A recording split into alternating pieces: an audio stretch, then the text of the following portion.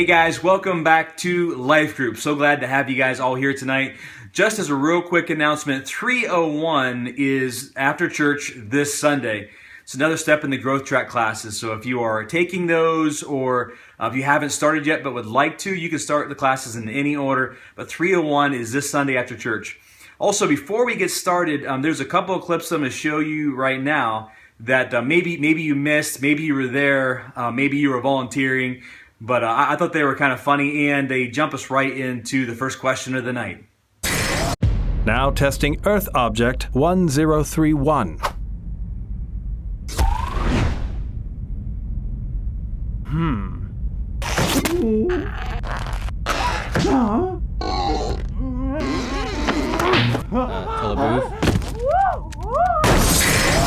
Now testing Earth Object number 4250.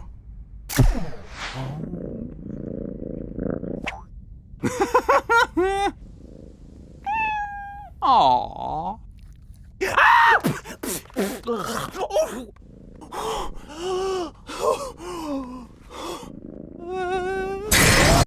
Now testing Earth Object number 107.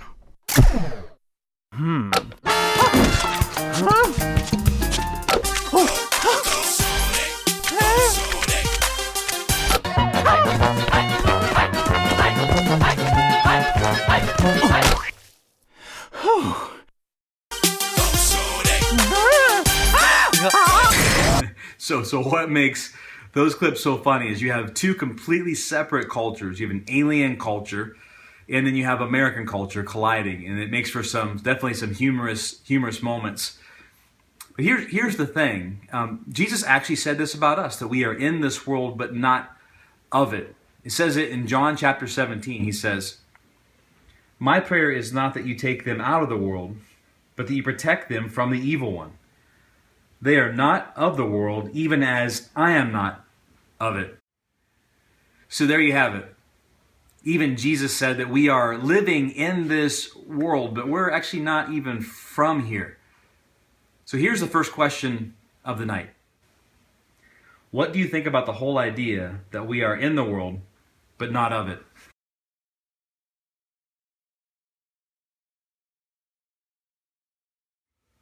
So this Sunday, we actually dove right into the story of Daniel, found in the book of Daniel, chapter 1. And we find out that the Israelites were taken captive by the Babylonians.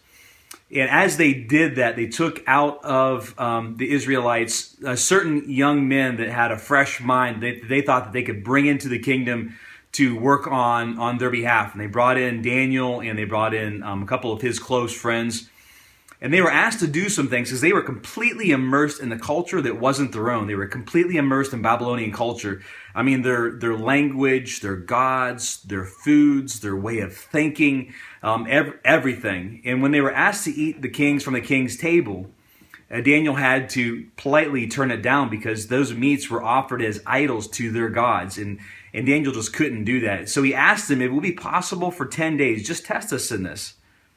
And Ashpenaz, who was the official over him, he agreed to it, thinking that, if this doesn't work out, the king could have my head, but he went ahead and did it anyway and tested Daniel and his friends for 10 days. And after 10 days, they looked healthier than anyone else that had been taken captive. And after the whole time frame was over, and they got to be presented before the king found Daniel 10 times better than anyone else in his whole kingdom. See, Daniel wasn't just 10 times better for himself. Daniel was also 10 times better for the kingdom, because the kingdom ended up getting the benefits of who Daniel was. So he remained true to his convictions. He was polite to the culture. And at the same time, he didn't give up any part of himself. So here's the second question for tonight. How can your convictions help others that don't hold your convictions?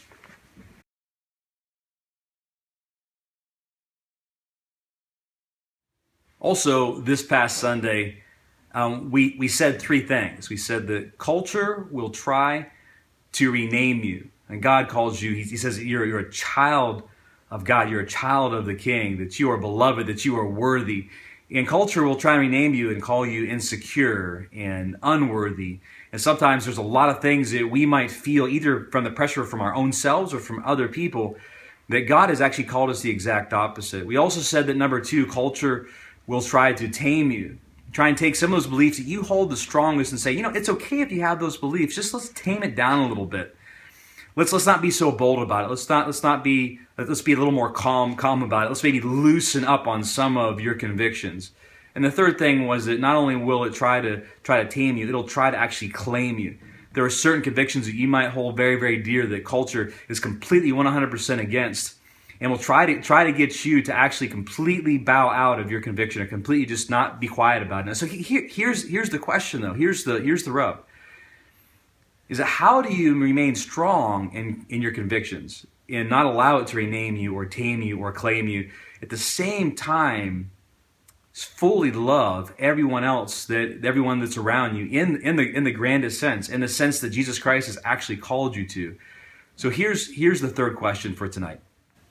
Why do you think there is so much tension between our convictions and fully loving people?